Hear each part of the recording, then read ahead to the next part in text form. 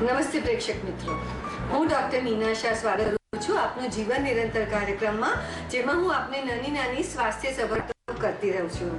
અને આજે હું વાત કરવાની છું આર્થરાઇટિસ વિશે, એટલે કે સંધિવા વિશે.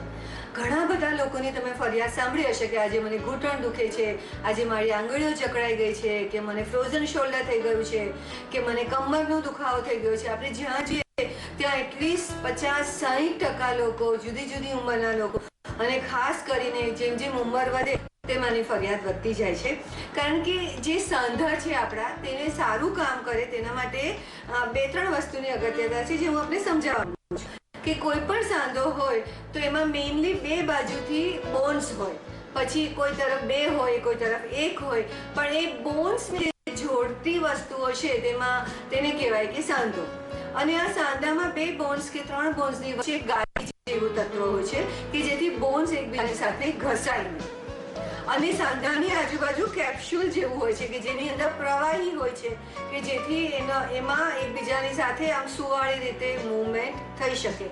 અને એ બધાની બહાર છે આપણા લિગામેન્ટ્સ અને મસલ્સ, કે જો એ સ્ટ્રોંગ લિગામેન્ટ્સ હોય, સારા મસલ્સ હોય, સારું આપણે સ્ટ્રેચિંગ કર્યું હોય, થોડી સ્ટ્રેન્થ ટ્રેનિંગ કરતા હોઈએ તો આપણા સાંધા વધારે સ્વસ્થ રહી શકે. તમે સમજી શકો છો. કારણ કે જ્યારે આપણે એક્સરસાઇઝ ન કરતા હોય, આપણા પોસ્ચર રોંગ હોય, આપણે ફેમિલી હિસ્ટ્રી હોય કે જેમાં સંધિવાની બીમારી હોય, તો સંધિવાની તકલીફ થવાના ચાન્સીસ વધતા જાય છે. એટલે આજના જીવનમાં આપણી જીવનશૈલી એવી છે કે આપોઆપ જ બધા સાંધાને રોજ મૂવમેન્ટ મળતી નથી. અને જે સાંધાને મૂવમેન્ટ ન મળે, જે સ્નાયુઓનો ઉપયોગ ન થાય, તે સ્નાયુઓ નબળા પડવા લાગે, તેની જે તાકાત હોય તે ઓછી થવા લાગે. અને જ્યારે સ્નાયુઓ નબળા પડે, તેની તાકાત ઓછી થાય, તો તે 2 સાંધાને થોડા દૂર, જરાક વચ્ચે અંતરે તેવી રીતે ખેંચીને રાખી શકતા નથી. અને જ્યારે 2 બોન્સ નજીક આવે તો વચ્ચેની ગાદી વધારે ઘસાય છે, અને ઘસાતા ઘસાતા એના નાના પીસ થઈ જાય તો અંદર દુખાવો થાય કે જામ થઈ જાય. આને કહેવાય આર્થરાઇટિસ. તો જ્યારે આર્થરાઇટિસ હોય ત્યારે લોકોને એમ થાય કે હવે હું મૂવમેન્ટ કેવી રીતે કરું. કોઈ પણ મૂવમેન્ટ કરે તો એને ઘૂંટણની આર્થરાઇટિસ હોય તો જેવું થોડું ચાલે તો ત્યાં દુખાવો થવાનો. એટલે એ વ્યક્તિ શું કરે કે હવે હું ચાલવાનું ઓછું કરી નાખું, કે ચાલવાનું એકદમ જ ઓછું કરી નાખે, વધારે બેસી રહે, વધારે ઊભા રહે, તો એ સાંધાના સ્નાયુઓ વધારે ઉપયોગ નથી થતા, એ વધારે જકડન એમાં આવી જાય છે. પછી કોઈને સપોઝ આંગળાની તકલીફ હોય, આંગળાનો વા થયો હોય કે દુખાવો થયો હોય, તો હાથમાં કોઈ પણ કામ કરતા તકલીફ થાય. તો મોટા ભાગના લોકો એવું કરતા હોય છે, અનલેસ એમના ડોક્ટર કે ફિઝિયોથેરાપિસ્ટ સ્પેશિયલ એડવાઇસ કરે તો જ કોઈ કસરતો કરતા હોય છે. નહીં તો તે પોતાના સાંધા, પોતાના શરીરને વધારે આરામ આપે છે. આરામની પરિસ્થિતિમાં કદાચ દુખાવો ન થાય, પણ એમાં આપણે જીવનભર આરામ તો ના જ કરી શકીએ. એટલે જે વ્યક્તિઓને સાંધાની તકલીફ હોય તેમણે એ સમજવું જોઈએ કે શરીરના બધા સાંધા અને બધા સ્નાયુઓને મૂવમેન્ટ મળે, સ્ટ્રેચિંગ મળે, થોડી સ્ટ્રેન્થ મળે તેવી કસરત રોજ 10 થી 15 મિનિટનો સમય આપી અને કરવી જ જોઈએ. આ કસરતો કરવા માટે તમે નિષ્ણાતની સલાહ લઈને કરો તો તે સહેલું કહેવાય. અને તે કરવાથી કદાચ શરૂઆતમાં તમને કરતા સેજ અજુ લાગે, સેજ ડિસ્કમ્ફર્ટ થાય, સેજ દુખાવો થાય, પણ નિયમિત કરવાથી આ દુખાવો, આ તકલીફ ઓછી થઈ જશે અને સાંધાનો દુખાવો ધીમે ધીમે કદાચ ઘણો બધો ઓછો થઈ જશે અને દવાની જરૂરિયાતો પણ ઘટશે. તો એક કસરત જે આજે હું ખાસ વાત કરવા માંગી છું તેને કહેવાય છે રેન્જ ઓફ મૂવમેન્ટ એક્સરસાઇઝ.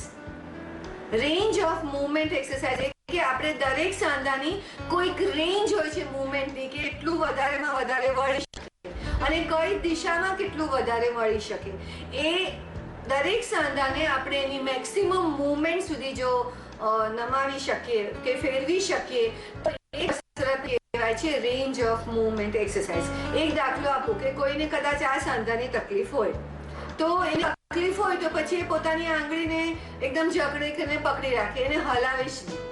એની બદલે એ વ્યક્તિ જો આંગળી જેટલી સરળતાથી પાછળ થાય એટલું ખેંચે અને કદાચ થોડું ખેંચાણ અનુભવાય કે દુખાવાની શરૂઆત થાય ત્યાં સુધી પણ એ ખેંચીને રાખે અને પછી મનમાં ગણે 10 સુધી કે 1, 2, 3, 4, 5, 6, 7, 8, 9, 10. તો આ એની રેન્જ ઓફ મૂવમેન્ટ એક્સરસાઇઝ કહેવાય કે પાછળની એની રેન્જ ઓફ મૂવમેન્ટ એને એ સાંધાને એટલી મૂવમેન્ટ આપણે આપી. એવી જ રીતે આને આગળ પણ નમાવવું પડે. તો આગળ નમાવો તો તમારા સાંધાને સ્લાઇટ ખેંચાણ આવે, કદાચ જરા દુખાવાની શરૂઆત થાય પણ છતાં તમારાથી સહન કરી શકે તેટલો હોય એટલો તમે એને દબાવો. ફરી મનમાં 10 સુધી ગણો અને પકડી રાખો.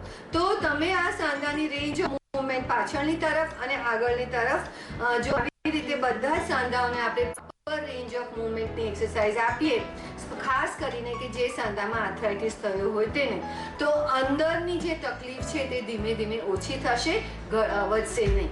બીજું, આ જ રેન્જ ઓફ મૂવમેન્ટ જો તમે વધારે સરળતાથી કરવા માંગતા હો અને નાના સાંધા હોય તો પાણીની અંદર રાખીને પણ કરી શકો છો.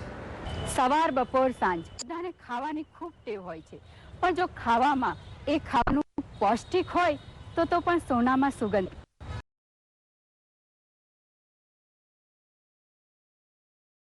She is a medical doctor, health media expert, health and life coach and master trainer.